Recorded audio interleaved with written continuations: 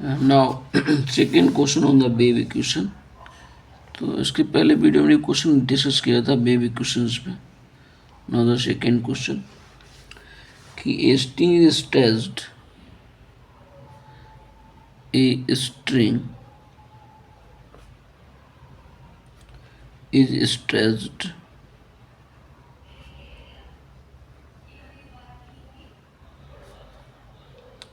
and fastened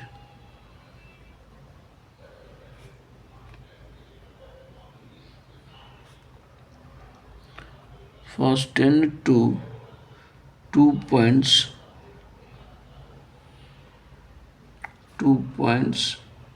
L apart। एक string है जो स्ट्रेच्ड है and fastened 2 points L apart, दोनों पॉइंटों के बीच की दूरी L है। ठीक है। Motion is started, motion is started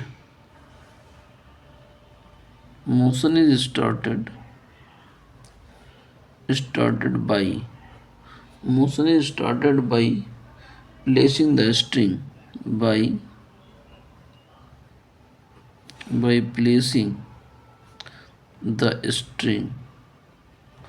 placing the string in the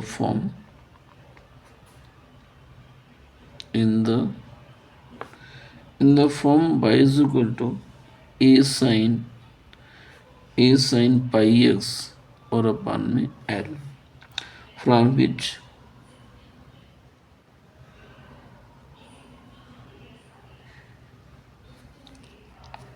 it is released at time t is equal to 0, from which it is released at time t is equal to 0, so that displacement of any point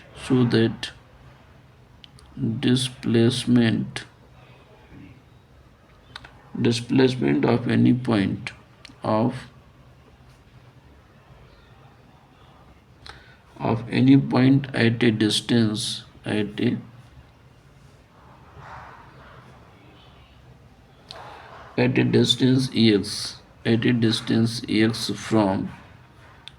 from one end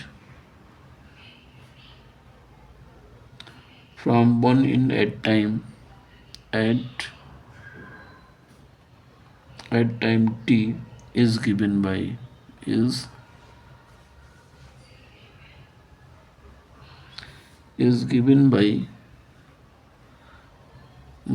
xt is equal to a sin pi x और upon में L into cos pi c t और upon में L। ठीक है।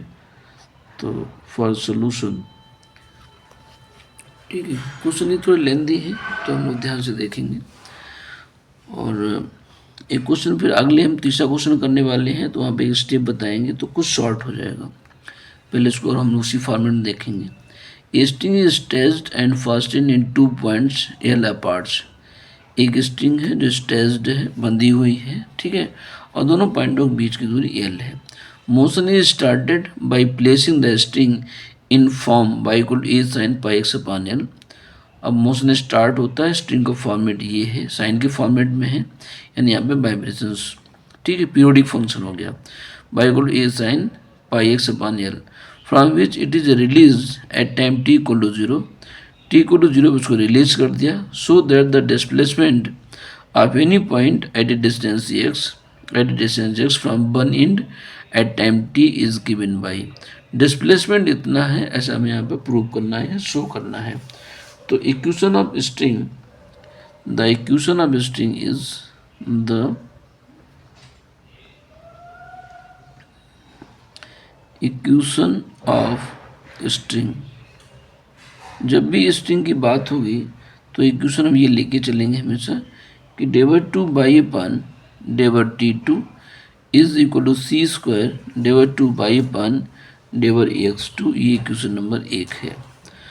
Time displacement की बात हो रही है तो टी और एक्स बाई डिस्प्लेसमेंट है यहाँ पे। तो अब यहाँ पे बाई डिपेंडेंट वेरिएबल है, एक्स और टी इंडिपेंडेंट वेरिएबल्स हैं। तो यहाँ पे जो इनिशियल कंडीशंस हैं हम लोग पहले डिस्कस कर लें। तो जो भाषा क्वेश्चन में लिखी हुई है उसी की बेस पे, since string is staged, since the string is staged between 2 points, between 2 points 0 0 and l कामा 0। ठीक है, 0 0 यानी x जब इनिशियल पॉइंट था हमारे पास में स्ट्रिंग जो जो स्ट्रेंथ है 2 बिंदु बीच, string is stretched and fasten in 2 points l apart, दोनों बिंदुओं के बीच की दूरी l है। तो अगर ओरिजिन से स्टार्ट होता है 0 0, दूसरे पॉइंट के कोऑर्डिनेट हमारे l और 0 हो जाएंगे। जब एक्स एक्सिस की बात करें तो बाई कोऑर्डिनेट 0 हो जाएगा। बाई कोऑर्डिनेट कहें या वहाँ पे हमारा जो है ये डिस्प्लेसमेंट और टी टाइम, यहाँ पे डिस्प्लेसमेंट और टाइम दोनों एक्स और टी दोनों 0, यहाँ एक्स वैल्यू l है और टी 0 है। ठीक है ना, hence the placement, hence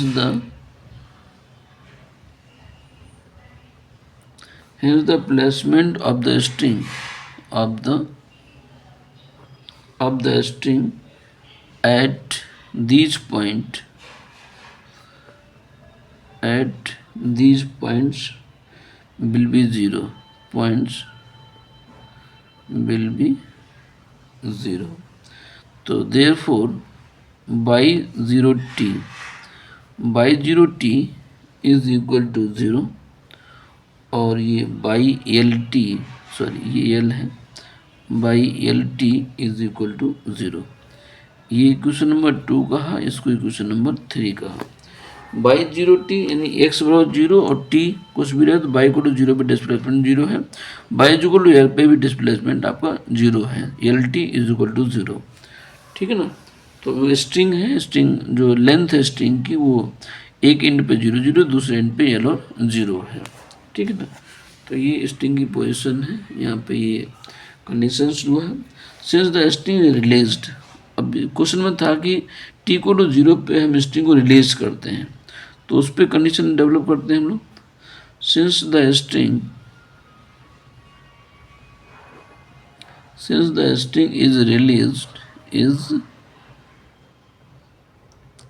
is released from rest,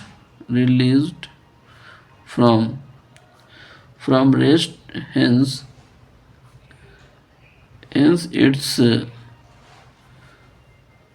its initial velocity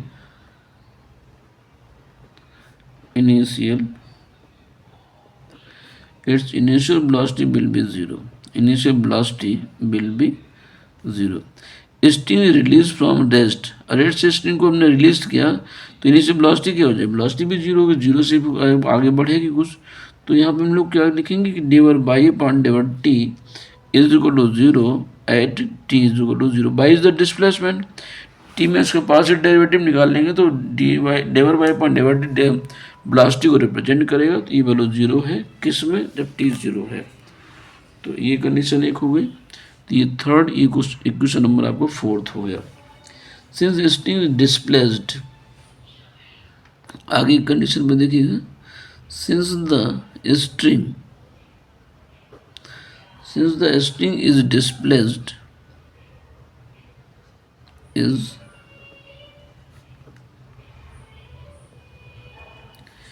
is displaced from its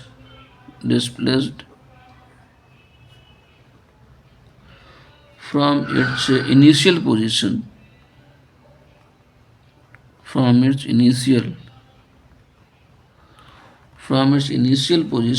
at time t equal to 0, initial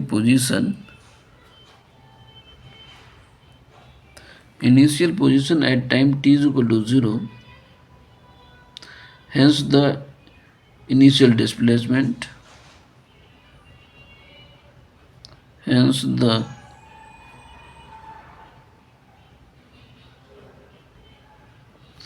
initial displacement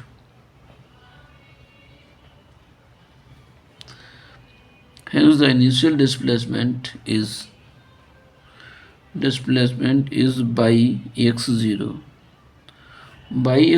is equal to a sin pi x और upon में l। ये question में given है y equal to a sin pi x upon l। यहाँ पे question में given था कि placing the string is the form y equal to a sin pi x upon l from which it is released at the time t equal to 0. Since the string is displaced from its initial position at time t equal to 0, hence the initial displacement is given by x0 equal to a sin pi x अपान में l। ठीक है ना। अब इसके बाद ये question number आपका बन गया 5, ये क्वेश्चन नंबर 5 हो गया। अब यहाँ पे क्वेश्चन नंबर जो है 2, 3, 4, 5 ये सारी बाउंड्री कंडीशंस हैं। तो यहाँ पे लेकिन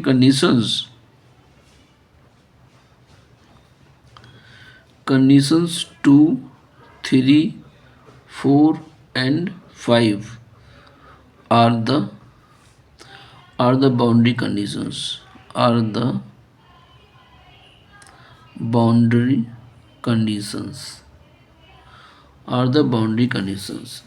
अब बाउंड्री कंडीशंस एक बार हम लोग फिर से देख लेते हैं कि देखिए यहाँ पे क्या, since the string is stretched between 2 points 0, 0 and L0, string की जो लेंथ थी वो 0 से L तक थी, तो इनिशियल 0, 0 हो गया, और जहाँ पर लंबाई L है तो L और 0 हो गया।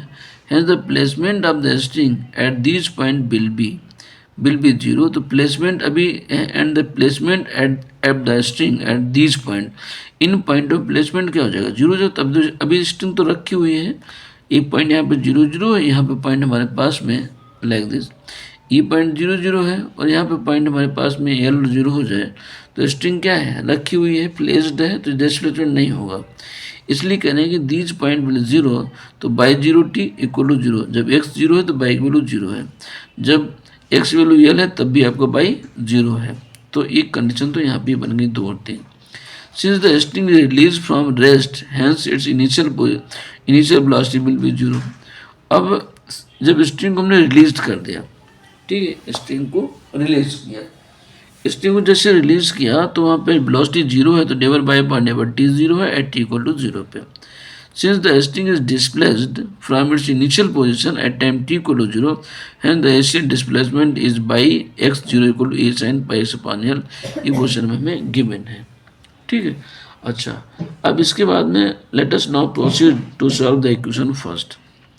तो अब सबसे पहले हम क्या करेंगे कि let solution of equation first, let small Y is equal to capital X capital T, इसको इक्वेशन नंबर हमने 6 का ये सोल्यूशन में लेट कर लिया कि इक्वेशन नंबर फर्स्ट जो हमारे पास बेबी इक्वेशन थी उसका solution Y equal to X T है। हमने उसकी पहले वीडियो में भी ये लेट किया था, उसमें कंडीशन बाद में लिखा था, यहाँ कंडीशन को हमने पहले डिस्कस कर लिया।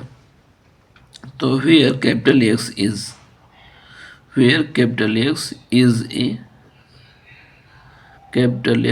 ए फंक्शन ऑफ एक्स ओनली, ठीक है ना, एंड ठीक है, and t is a function of t only and t is ए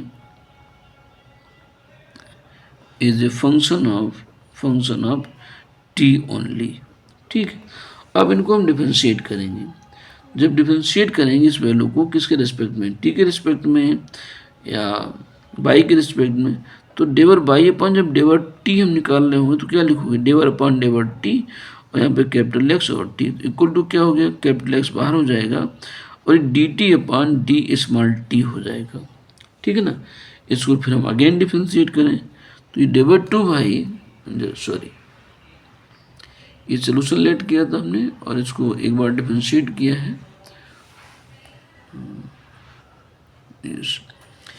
तो यहाँ पे del two y upon del t two is equal to ये एक्स, ये एक बार डिफरेंशिएट हो जाएगा तो d two capital t upon d small t हो गया, स्मॉल टी टू, dt2। अच्छा, अब इसी सिमिलरली करके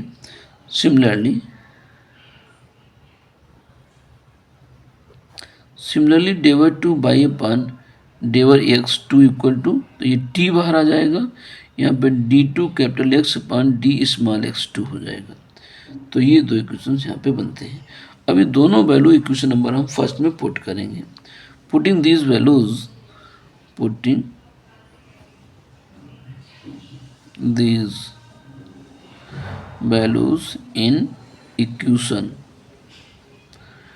in equation first, we have, ठीक है। इक्वेशन नंबर फर्स्ट क्या था, del two y point del t two, तो del two y point del t two value ये है। तो यहाँ से capital x d T two upon d two t upon d small t two is equal to C square, multiple में था del two y point del x two की value ये capital T, और यहाँ पे d two x upon d small x to, ठीक, ये value हमने यहाँ पे पुट कर दिया। अब इसी वैल्यू को क्या लिख सकते हैं, इम्प्लाइज दैट एक्स और capital T double dash is equal to C square T capital X double dash. Separation of variables में अप्लाई करेंगे तो यहाँ पे सी स्क्वायर टी तो सी स्क्वायर टी में हम टी, ये T double dash C square T इधर डिवाइड कर दो और एक्स को उधर ले जाओ, ये हमारे वेरिएबल सेपरेट हो जाएंगे। तो नेक्स्ट पेज पर हम लोग देखते हैं यहाँ पे, ठीक है ना, ये नेक्स्ट पेज में इसको सेपरेट करेंगे वेरिएबल्स को। तो now come to the next page.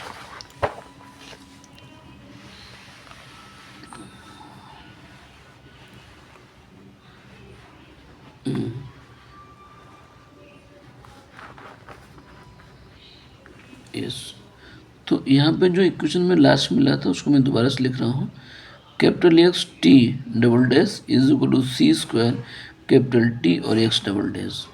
तो जब वेरिएबल को हम सेपरेट करेंगे तो क्या लिखोगे, टी डबल डैश अपान में c square T is equal to x double dash और अपान में एक्स लिखेंगे हम, ठीक है, अपान में एक्स। अब केस डिस्कस करते हैं यहाँ पे। केस फर्स्ट में when t double dash upon में c square t is equal to x double dash upon में x is equal to minus p square c, इसको हमने माइनस पी स्क्वायर कहा, ठीक। अब इसमें करना क्या है कि वेरिएबल को हमें सेपरेट करना, एक बार टी के लिए सॉल्व करना है, एक बार एक्स के लिए। जब टी के रिस्पेक्ट में लेंगे तो क्या लिखेंगे, T double dash upon C square T is equal to minus का पी स्क्वायर। तो इम्प्लाइज दैट ये टी डबल डैश को हम क्या लिखेंगे, D two T upon D T two is equal to C square P square minus का और ये कैपिटल टी हो गया।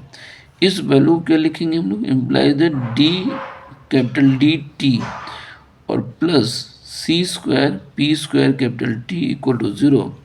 तो इम्प्लाइज दैट ये d square plus c square P square t को बाहर लिखा और इक्वल टू ज़ीरो हो गया, ठीक है ना, c square P square. Now write the auxiliary equation, ये डिफरेंशियल इक्वेशन बना है और साधारण ऑर्डिनरी डिफरेंशियल इक्वेशन है। Firstly we write the auxiliary equation, अब यहाँ से ऑक्सिलरी इक्वेशन जब लिखेंगे तो ये डी को एम में रिप्लेस करते हैं। तो auxiliary equation is d m में रिप्लेस हो गया m square plus P square सी स्क्वायर और इज इक्वल टू ज़ीरो। यहाँ से एम की वैल्यू क्या हो जाएगी, implies that M equal to ये प्लस माइनस पी सी और आई हो गया, P C I C P I. तो देयरफॉर अब इक्वल टू तो जीरो था, तो यहाँ पे ले सकते हैं कि therefore at capital T is equal to ये C one cos P C या cos C P T, equation T में था तो C P T and plus C two sine C P T, ये वैल्यू आ गई टी की। Similarly second part जो एक्स वाला है उसके लिए करें, X double dash upon X is equal to minus P square implies that X double dash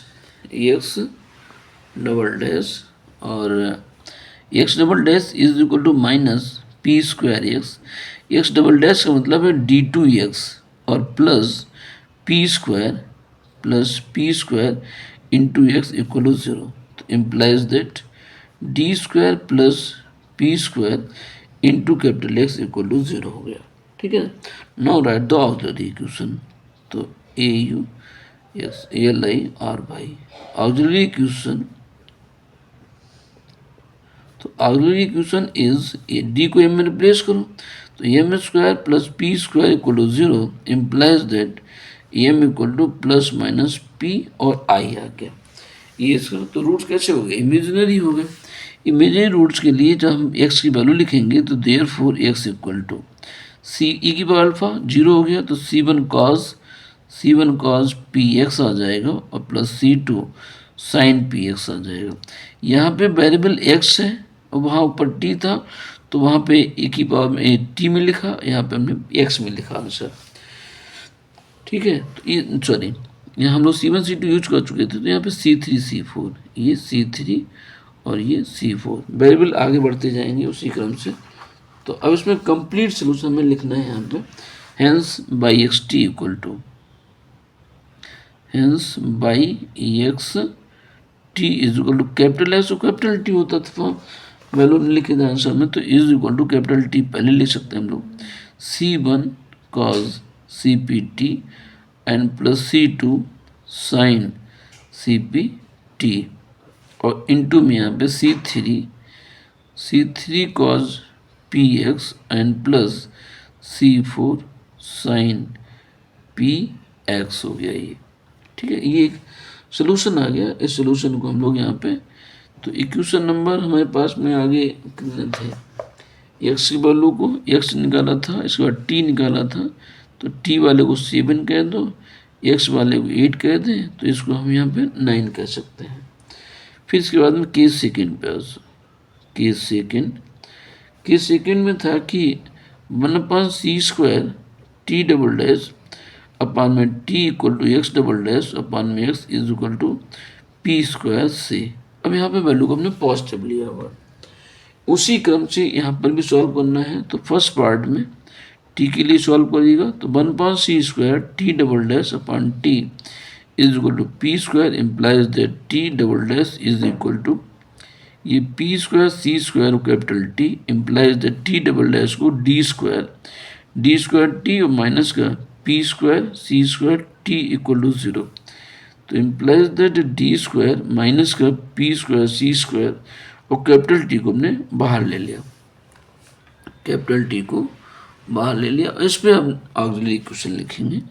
तो नाउ ऑक्सिलरी इक्वेशन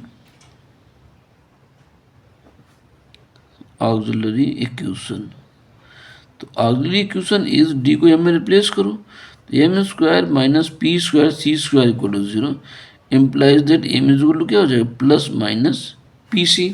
पॉजिटिव में m square equal to P square C square, तो वो एम बराबर प्लस माइनस पी सी हो गया।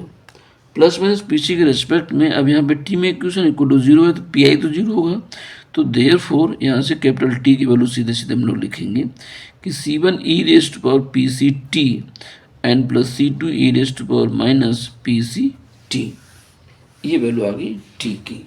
ठीक है, अब इसी क्रम से सेकेंड पार्ट में हम एक्स के लिए सॉल्व करेंगे, ये कैपिटल एक्स अपान एक्स को, तो capital x dash upon small x is equal to P square implies that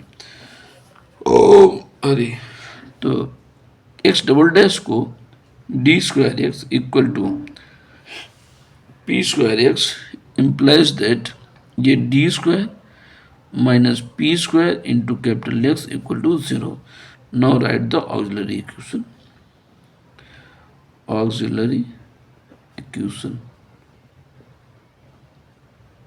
now write the auxiliary equation is ये m square minus P square equal to 0 implies that M equal to plus minus P और i हो गया।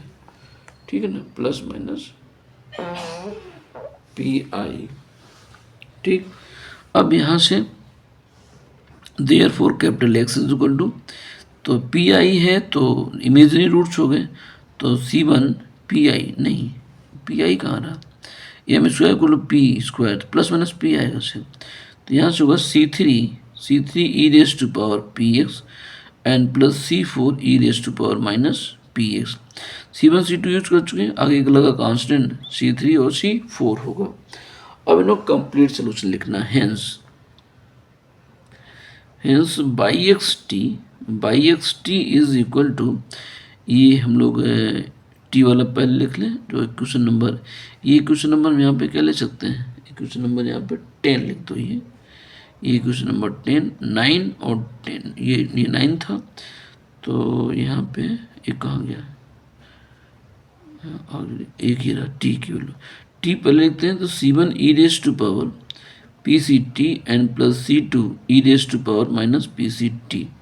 ठीक है, X T into ये X की value, तो ये C3 E raise to power P X and plus C4 E raise to power minus P x.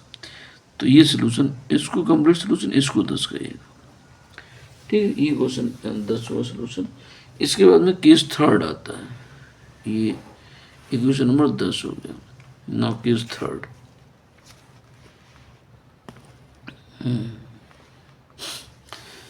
Case third में इक्वल टू 0 लिख के चलते हैं। ये केस थर्ड में क्या करना है हमको कि 1/c² टी डबल डैश और अपान में T is equal to x double dash upon X is equal to 0 से। अब हमने इस वैल्यू को 0 कह दिया। तो फर्स्ट पार्ट में यहाँ पे जो हम सॉल्व करेंगे, ये केस थर्ड था, फर्स्ट सेकंड केस थर्ड है ये। ठीक है ना, केस थर्ड। फर्स्ट में 1/c² टी डबल डैश और अपान में टी इक्वल टू 0, तो implies that T double dash equal to 0, implies that d² T equal to 0।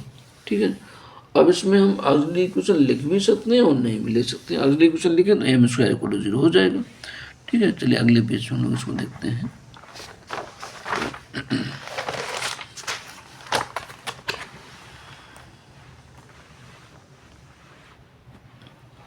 हाँ यस, तो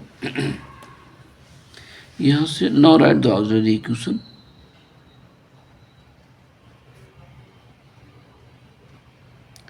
तो ऑक्सिलरी इक्वेशन इज m² था तो नहीं d² था तो m², d को m रिप्लेस कर दिया, m² इक्वल टू 0, तो implies that m equal to 0 and m equal to 0। तो यहाँ पर रूट रिपीटेड हो गया, m बराबर 0 0 दो वैल्यू आ गई। तो m बराबर जब 0 0 है तो वहाँ पे हमें ये इक्वेशन t में था तो देयरफॉर t इक्वल टू, तो t is equal to C1, हम लोग कांस्टेंट यूज कर चुके थे कहाँ तक, 8 तक, C3 C5 सेकेंड केस में जो कहाँ तक यूज किया था, C3, अच्छा C3 C4, तो 8 तक हो गया। तो अब यहाँ पे यूज करिएगा C9, तो C9 और प्लस C9 प्लस C10 और ये T हो गया, ये आपका T की वैल्यू आ गई। ठीक है, अब PI 0 था। सेकेंड पार्ट में जब इसी बात को लिखेंगे तो x double dash upon x is equal to 0, implies that x double dash equal to 0, implies that d² और x इक्वल टू 0 हो गया। इसको ऑक्सिलरी इक्वेशन, तो ऑक्सिलरी इक्वेशन इज d को m में m² equal to 0, implies that m equal to 0 हो गया। तो यहाँ से therefore capital X is equal to, ये हम 9 तो 11 आ जाएगा, C11 प्लस C12 और x हो गया। इसको इक्वेशन नंबर हमने यहाँ पे, अब इसका कंप्लीट सोल्यूशन लिखिएगा। Hence Y x T is equal to, पहले t का solution C9 plus C10 T और दूसरे ब्रैकेट में C11 and plus C12 x, ये इक्वेशन नंबर 11 हो गया। तो हाँ, एक जो आंसर जो हमारे पास आ रहे हैं वो 3 आंसर हैं जो रिप्रेजेंट हो रहे हैं 9, 10 और 11 इक्वेशंस के द्वारा। यहाँ पे स्ट्रिंग है, स्ट्रिंग में वाइब्रेशंस हैं, तो इसका सोल्यूशन जो है साइन ट्रिग्नोमेट्रिकल फॉर्मेट में होना चाहिए। तो इसका सोल्यूशन जो है वो 9th इक्वेशन होगा। ठीक है ना, तो out of these 3 above equations, above solution 9, 10 और 11, ठीक है.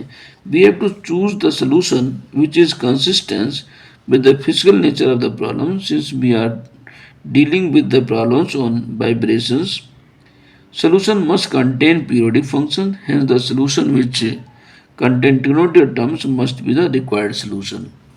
Hence solution 9 is the general solution. तो यहाँ पे जो मैंने भाषा बोली है इसको लिखना कोई ज़रूरी नहीं है, लेकिन मैं लिख दे रहा हूँ. एग्जाम में आपको याद रहे तो ठीक, ना याद रहे तो आप मिस कर सकते हैं. लिख दे रहा हूँ, समझा दे रहा हूँ कि out of these three above solutions,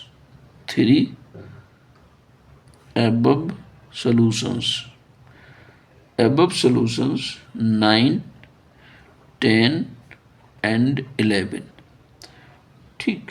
we have to choose we have to choose the solution which is consistent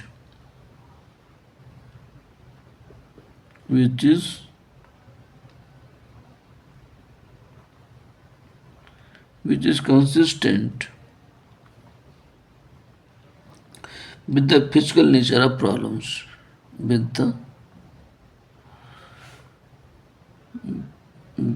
अच्छा उसी में दोनों करते हैं.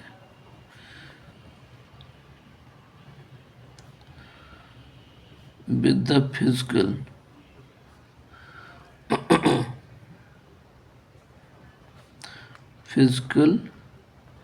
nature of problems. इन तीन में वही सोल्यूशन होगा जो फिजिकल नेचर रखता है प्रॉब्लम के साथ में. Solution which is consistent with the physical nature of problems. ठीक है. तो physical nature of problem, since we are dealing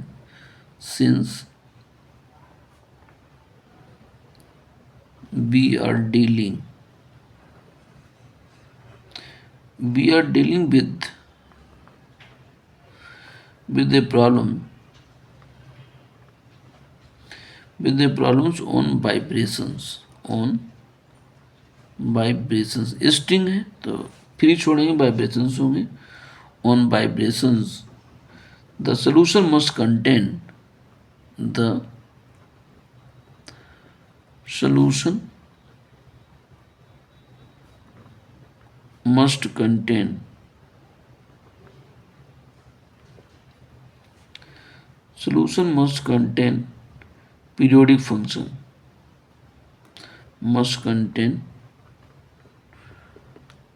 periodic function.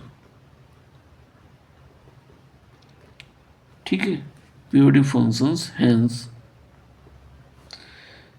the solution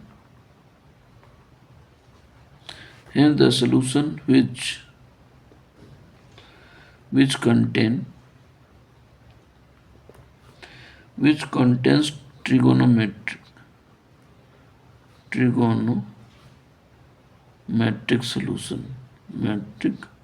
solution या metric terms must be required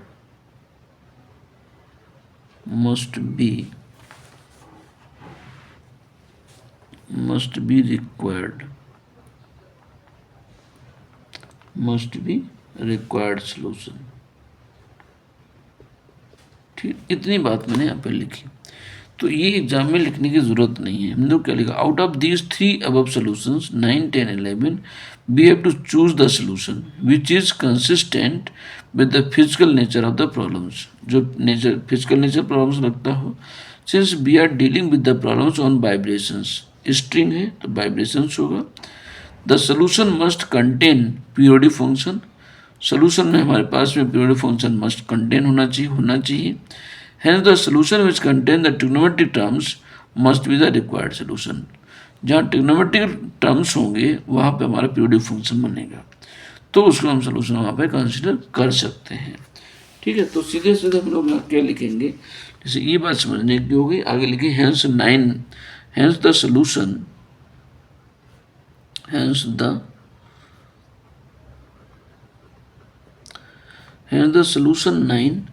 is the general solution is the general solution of one one dimensional wave equation. हमने जो कल video दिखाया था उसमें भी वो equation 9 बना, तो यहाँ पे भी 9, दोनों सेम है। तो वन डायमेंशनल जो वेव इक्वेशन बनेगा उसका सोल्यूशन भी जनरल सोल्यूशन हमारा कॉमन होगा, ठीक है ना। तो hence the solution 9 is the general solution of one dimensional wave equation, ठीक है। Wave equation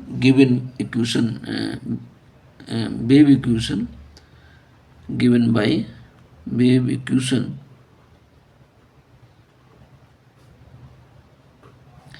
given by equation first. Wave equation से मतलब है जो इक्वेशन नंबर फर्स्ट में दी गई है। नाउ हमने जो इक्वेशन नंबर 9 को सोल्यूशन लेट कर लिया। Now x T equal to solution मिला था C1 cos CPT and plus C2 sin CPT और इनटू में C3 और ये cos PX और plus C3 C4 sin PX, ठीक, ये वैल्यू मिली हमें। अब अप्लाइंग द बाउंड्री कंडीशंस, हमें यहाँ पे जो कॉन्स्टेंट में इन्वॉल्व किए इनकी वैल्यू फाइंड करने के लिए हम यहाँ पे बाउंड्री कंडीशन अप्लाई करेंगे। अप्लाइंग द बाउंड्री कंडीशंस,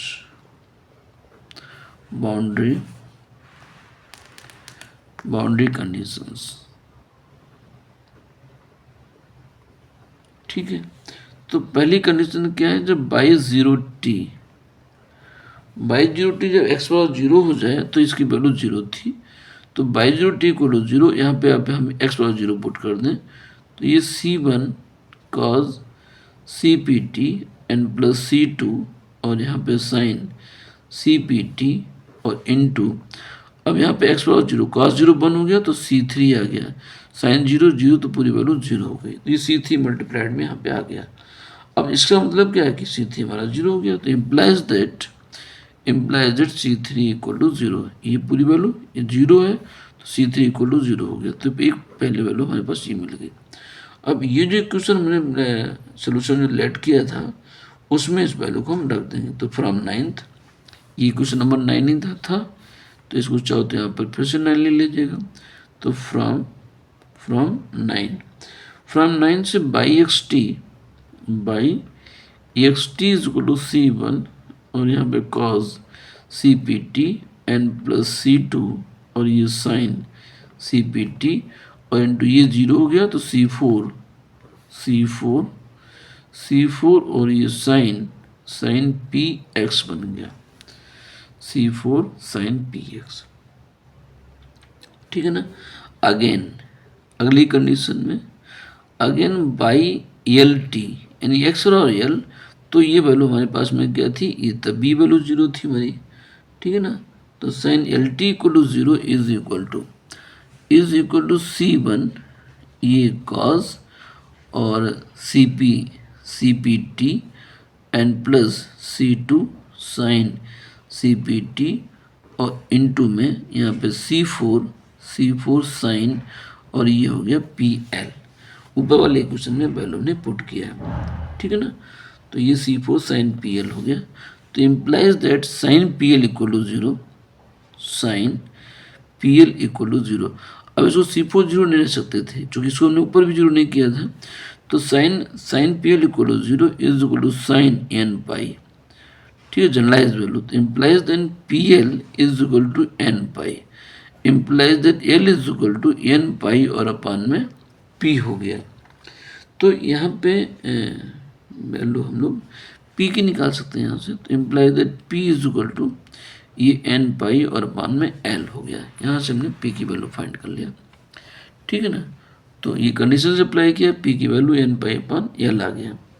अब जो इक्वेशन नंबर 12 मिला था हमारे पास, जो सोल्यूशन आया था ये, इसको इक्वेशन नंबर हम यहाँ पे 12 कर दें, ठीक है, 11 का आगे वाला। तो 12 में वैल्यू पुट करो, तो हेंस फ्रॉम 12 या पुट इन 12, हेंस फ्रॉम 12, ये y x T is equal to y x comma t is equal to C1। अभी यहाँ पे cos c P t, c p p की वैल्यू एन पाई, तो c n pi t और upon में L.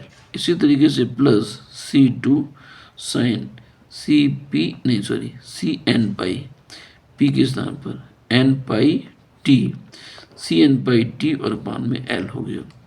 ठीक है, फिर इंटू में C4 साइन पी की वैल्यू एन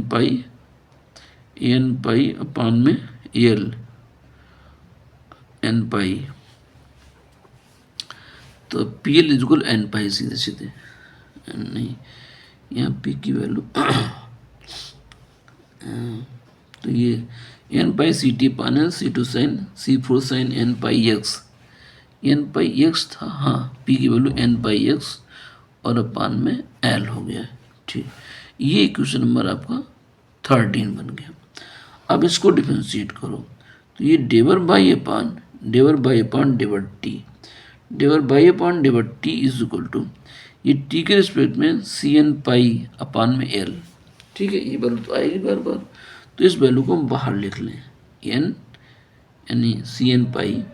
ठीक है, ये एन पाई सी अपान एन बार बार आएगा, तो माइनस का C1 साइन कॉस का यहाँ पे हो जाएगा साइन सी एन पाई टी अपान में L and plus C2 sign का हो गया कॉस, और ये सी एन पाई टी और अपान में एल, ये वैल्यू कॉमन थी, दोनों से हमने बाहर ले लिया।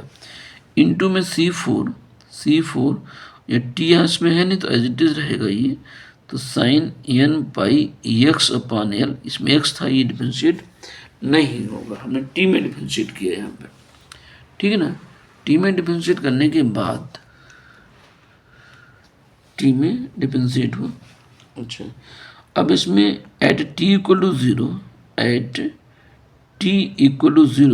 टी जब जीरो है तो डेवर बाई अपान डेवर टी, इसकी value t equal to zero पे, ये वैल्यू जीरो थी, तो जीरो इक्वल टू, अब यहाँ पे हमें क्या रखना, टी ज़ीरो, तो ये पूरा मान जीरो हो गया, ये कॉस जीरो, तो ये C2 आ गया, C2 और C4 मिल गया हमें, टी इक्वल टू ज़ीरो, तो इस साइन, हाँ इसी में तो रखना है, तो ये हमें वैल्यू आ जाएगी, ये एन पाई सी, इसको तो बाहर जो वैल्यू लिख लिया उसको, तो ये जो वैल्यू बाहर लिखी थी हमारे पास में कि एन पाई सी और अपान में एल इंटू में ये C2 C4 और यहाँ पे साइन एन पाई एक्स और अपान में एल आ गया ये।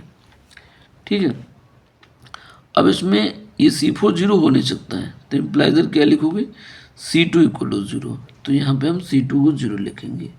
ठीक है, C2 को जीरो लिखने के बाद में हम इक्वेशन नंबर इसमें थर्ड में इसकी वैल्यू को C2 को हम जीरो पुट करेंगे यहाँ पे। ठीक है ना, तो इक्वेशन नंबर थर्ड तो ये है, यहाँ पे है, सॉरी ये तो ये बाई, यहाँ पे C2 की वैल्यू जीरो पुट करेंगे, तो C1 C4 में इक्वेशन में मिलेगा। तो नेक्स्ट पेज पे आएंगे,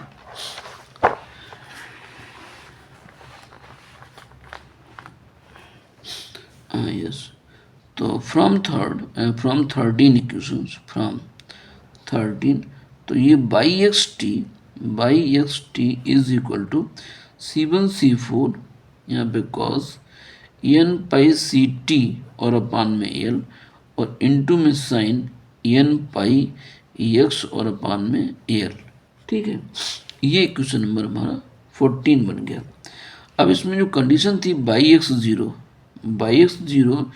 is equal to a sine pi x और अपान में एल, ये में गिवन था। ठीक है, कब एक्स जीरो टी को टू जीरो, तो इक्वल टू ये C1 C4 टी ज़ीरो, तो ये खत्म हो गया और यहाँ पे वैल्यू मिल जाएगी साइन एन पाई एक्स और अपान में एल, तो C1 C4 sine n pi x upon L हुआ। अब यहाँ पे हमें करना क्या है कि C1 C4 को इम्प्लाइज दैट C1 C4 को एक नया कांस्टेंट हम ए लेट कर लें और n इक्वल टू यहाँ पे हम 1 पुट कर दें, तो फ्रॉम 14, तो फ्रॉम इक्वेशन 14 से हमें क्या मिल जाएगा कि y x y x T is equal to C1 C4 के स्थान पर कैपिटल ए कॉज और एन के स्थान पर 1 कॉज पाई सी या c pi c t upon l और इनटू में साइन और हमने क्या लिखा एन बार 1, तो ये पाई एक्स और अपान में एल हो गया which is the required solution. तो ये डिस्प्लेसमेंट आपको मिल गया कि y x T is equal to a और यहाँ पे कॉस पाई सी टी अपान में एल और इनटू ये साइन यहाँ पे पाई एक्स और अपान में एल, ठीक है ना, which is required solution, which is a required solution. यही हमें प्रूव करना था। ये कोई सोल्यूशन पहले से किताब में दिया था कि ऐसा भी यहाँ पर डिस्प्लेसमेंट प्रूव करना है, ठीक है ना, कि a sine pi x upon l cos pi c t upon l. तो हमारे पास जो आंसर आ रहा था वो एन की फॉर्मेट में आ रहा था। चूँकि प्रूविंग करना है तो एन इक्वल टू हम 1 पुट करते हैं, जनरलाइज निकालना है इसको, इसलिए एन पुट कर लिया और C1 C4 के स्थान पर हमने कांस्टेंट ए रख दिया है। तो इस तरीके से ये सोल्यूशन प्रूव होता है। तो थोड़ा लेंथी है, ये 46 मिनट में क्वेश्चन हुआ है, ठीक है ना। तो थोड़ा प्रैक्टिस करने की ज़रूरत है। जब खुद करेंगे लगातार तो आपको थोड़ा टाइम सेव कर सकते हैं। इसमें एक क्वेश्चन और कराना जहाँ पे थोड़ा शॉर्ट हो जाएगा। तो जहाँ पे हम केसेस डिस्कस करते हैं, अभी केस 1, केस 2, केस 3, ये डिस्कस ना करके हम सीधे क्वेश्चन नंबर 9 सोल्यूशन लेट करेंगे और कंडीशंस आगे की डिस्कस करेंगे, बस इतना करना है। तो अभी 2 क्वेश्चन लेंगे थे, अगला क्वेश्चन हम करेंगे तो शॉर्ट हो जाएगा। थैंक यू, सुनने के लिए बहुत बहुत धन्यवाद।